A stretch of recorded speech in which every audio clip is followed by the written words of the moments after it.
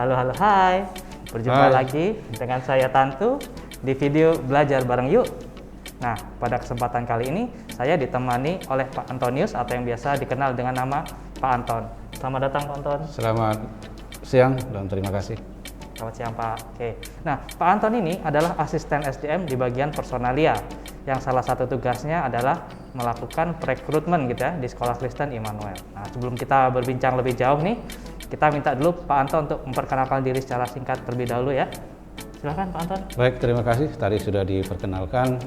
Nama saya Antonius, biasa dipanggil Pak Anton. Dan tugas sehari-hari sebagai asisten SDM di bidang personalia, yaitu bagian rekrutmen, pensiun, dan penilaian kinerja pegawai. Dan saya mengemban tugas itu sudah 2 tahun. Terima kasih. Baik Pak. Udah lumayan lama ya Pak ya, 2 tahun gitu ya. Nah, ini yang kita di video ini saya tertarik untuk membahas rekrutmen gitu Pak. Nah, Yep. tapi mungkin kita lebih spesifik untuk video kali ini adalah rekrutmen khusus fresh graduate gitu Pak ya, terutama yang lulusan SMA, SMK gitu. Oke. Nah, sebelum masuk ke situ Pak, saya tanya dulu nih.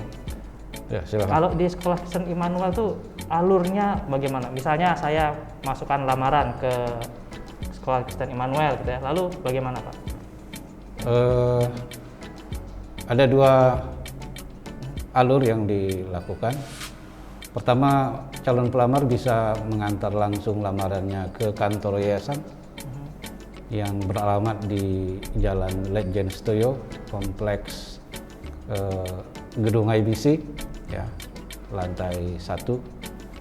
Yang kedua, bisa menyampaikan lamaran atau mengirimkan lamaran ke alamat email, ya, rekrutmen yayasan. Ada 2 hal itu yang bisa dilakukan untuk menyampaikan lamaran. Oke, wah udah bisa online juga gitu berarti ya Pak Ya, ya? bisa. Melalui email gitu. Nah, misalnya sudah terima email nih Pak, lalu bagaimana Pak Anton? Setelah kita menerima email atau berkas, tentu kita memperlakukan semua berkas yang masuk dengan baik. Kita regis, ya, atau kita daftar di surat masuk. Kemudian kita akan seleksi sesuai dengan kebutuhan, dan pertama-tama tentu kita akan melihat kelengkapan administrasinya dan kebutuhan pelamar dengan lowongan yang dibutuhkan. Kebutuhan administrasi Pak Anton ya? Ya. Kalau saya tangkapnya salah satunya CV gitu berarti ya Pak ya? Iya, CV, betul. Ada enggak Pak salah satu, kalau menurut Pak Anton tuh CV gimana sih yang menarik gitu? Ya, saya pikir sebelum saya bicara CV ya, saya melihat dulu tulisan daripada calon pelamar itu. Tulisan tangan? Terutama tulisan tangan. Oke. Ya, kalau ada kesan bahwa tulisan itu atau lamaran itu asal-asalan, biasanya kita abaikan dulu, karena menurut saya si pelamar kurang serius. Ya, kemudian mengenai CV dan kelengkapan lainnya, selain memang melihat kompetensi yang ada sesuai dengan yang dia tulis, kita juga melihat dokumen pendukung lainnya. Dokumen pendukung lainnya itu tidak hanya sekedar dia melampirkan fotokopi sertifikat ikut itu dan ini, tetapi terakhir ini kita lebih melihat sertifikat kompetensi dari calon yang akan kita rekrut. Misalnya kalau dia jurusan akuntansi, biasanya memberikan ujian sertifikasi atau ujian kompetensi akuntansi. Itu jauh memungkinkan bagi pelamar untuk kami ambil, ya. Atau misalnya TKJ dan seterusnya, ya, teknik komputer jaringan, kalau ada ujian itu yang menunjukkan kompetensi mereka, maka kita juga akan memprioritaskan hal tersebut, calon tersebut untuk kita panggil, demikian. Oke, menarik ya Pak ya. Jadi bahkan dari awal pun ketika menulis lowongannya, menulis lamarannya gitu sudah Ya. sudah Ya. sudah harus dipertimbangkan berarti gitu ya Pak ya. Ya, termasuk bahasanya ya. Perlu saya informasikan juga kepada calon pelamar atau anak-anak yang sedang di SMA atau yang baru lulus atau SMK, sedapat mungkin menghindari bahwa kita melamar atau menulis lamaran. Dalam lamaran itu seolah-olah kita mengemis pekerjaan, bukan. Tetapi yang paling penting adalah kita menawarkan kemampuan bahwa kita ingin bisa melakukan pekerjaan dengan baik di lembaga di mana kita akan bekerja. Semacam percaya diri dengan Ya, kemampuan percaya diri, kita, ya, gitu ya. Pak. Artinya dia menantang untuk dites, diuji dan seterusnya. Gitu. Baik. Contohnya gimana Pak kata-kata yang tadi kalau Pak istilah Pak Anton mengemis gitu mungkin ya? Iya, kalau mengemis saya pernah membacanya begini. Misalnya lamaran seorang lulusan SMA, dia mengatakan bahwa dia sangat membutuhkan pekerjaan, kemudian barusan berkeluarga, butuh mensupport anak istri. Menurut saya itu terlalu gimana ya? Menunjukkan dirinya terlalu susah. Padahal sebenarnya kalau memang dia memiliki kompetensi yang baik, bisa melakukan sesuatu, itu sebenarnya dengan sendirinya bisa terpenuhi. Jadi itu kesulitan kita jangan dimunculkan dulu, jangan seolah-olah kita amat sangat membutuhkan pekerjaan. Walaupun faktanya memang mungkin kita membutuhkan pekerjaan, itu kan nggak bisa dipungkiri. Tapi urgensinya mengapa kita melamar pekerjaan itu menurut saya tidak begitu penting untuk diungkapkan di surat lamaran. Oke, jadi kalau boleh saya tangkap, kita seakan-akan harus melihat dari sisi perusahaannya gitu ya. Apa yang bisa saya lakukan untuk perusahaan? Ya, gitu. benar sekali.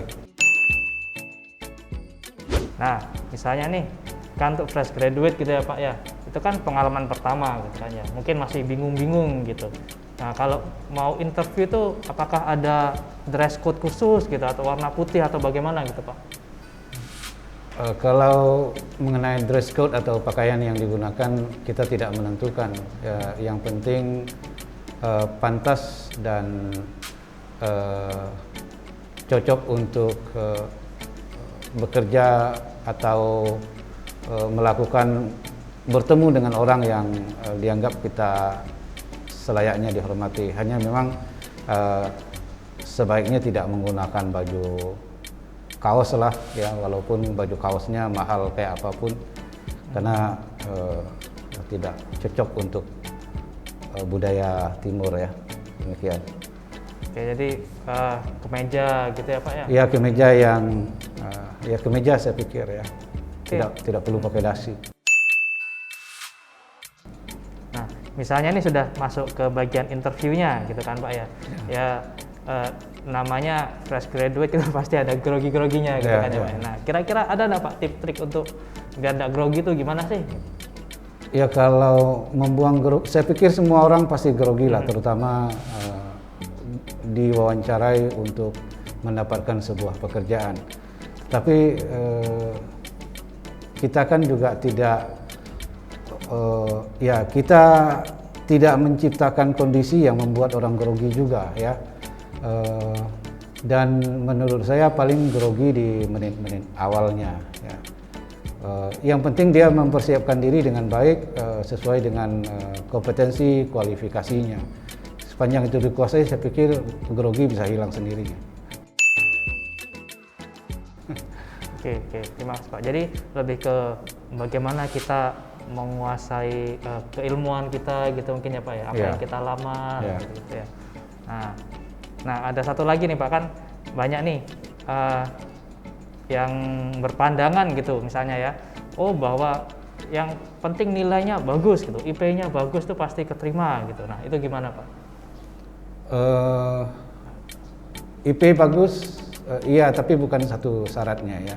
Karena banyak orang ber-IP bagus juga tidak bisa bekerja, bahkan tidak bisa berbuat apa-apa. Yang penting antara IP yang tertulis atau yang diperoleh atau nilai ijazah kalau dia SMK SMA itu sesuai dengan kemampuan yang bersangkutan. Jadi bagi kita tidak melihat itu siapa yang paling tinggi itu yang diambil, tidak seperti itu.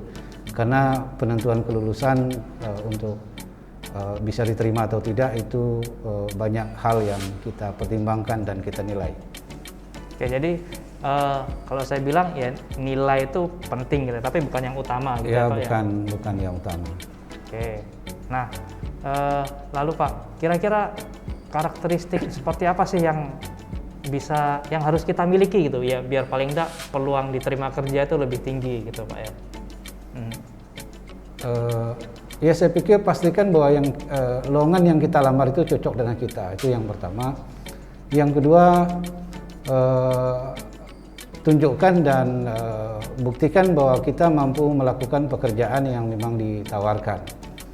Ya contoh, barusan tadi pagi kita melakukan tes calon pekerja, misalnya dia melamar sebagai laboran komputer atau teknisi di lab, maka yang kita ujikan adalah bagaimana dia melakukan sesuatu yang berkaitan dengan pekerjaan di lab komputer itu, ya. Itu yang harus diperhatikan. Atau kalau misalnya di keuangan atau akuntansi, dia bisa membuktikan bahwa dia memang punya kompetensi untuk itu.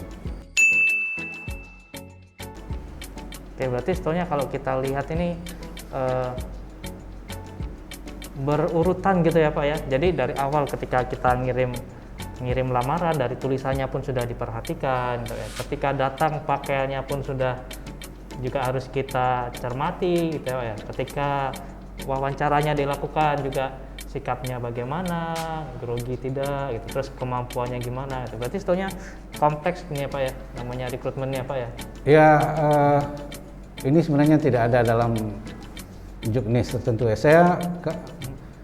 Cara calon pekerja merespon WA saya dan email saya aja saya menjadi pertimbangan. Itu sudah pertimbangan ya Pak ya? Atau misalnya dia begitu buka responnya besok, menurut saya dia agak kurang serius. Itu sudah menjadi catatan. Jadi saya sarankan atau himbau kepada adik-adik yang SMA SMK, kalau misalnya komunikasi itu melalui WhatsApp atau email, begitu Anda buka maka sesegeranya untuk melakukan respon, karena di situ juga akan kita nilai juga. Gitu. Ini sebenarnya rahasia. Okay. Tapi kalau misalnya itu delay, itu biasanya saya pikir ini orang ini agak kurang baik, gitu kan. Berarti mungkin menganggap remeh atau bagaimana gitu? Ya, nganggap remeh bisa jadi nanti waktu kita suruh dia agak lelet, agak lambat. Oke, jadi memang seperti itu ya, kompleks gitu ya. Oke, saya rasa sekian dulu Pak Anton. Terima kasih atas kedatangannya di sini. Semoga video ini menjadi bermanfaat buat kita semua gitu ya, dan bagi teman-teman yang baru mau lulus SMA, SMK, semoga ini menjadi masukan ya buat kita semua. Oke, jangan lupa untuk like dan subscribe. Lalu kalau ada mungkin ide tema apa yang akan kita bahas, silahkan masukkan di komen. Oke, dan jangan lupa tetap sehat dan bahagia. Oke, dadah.